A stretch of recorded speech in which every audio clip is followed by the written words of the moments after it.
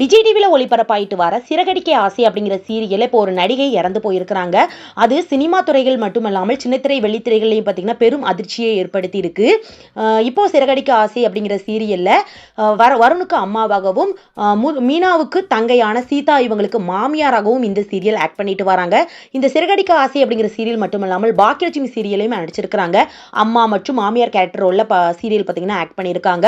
இவங்க கணவர் சதீஷ், இவங்களுக்கு ஒரு மகன் மற்றும் ஒரு மகள் இருக்கிறாங்க.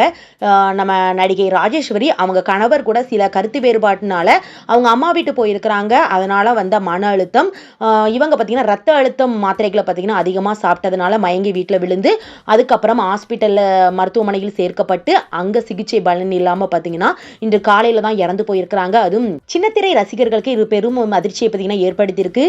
சிறகடிக்க ஆசை அப்படிங்கிற சீரியல் இப்போ சூப்பராகவே ஆக்ட் பண்ணிட்டு வந்தாங்க. இவங்க வயது பார்த்தீங்கன்னா இப்போ 39 வயது தான் ஆகுதாம்.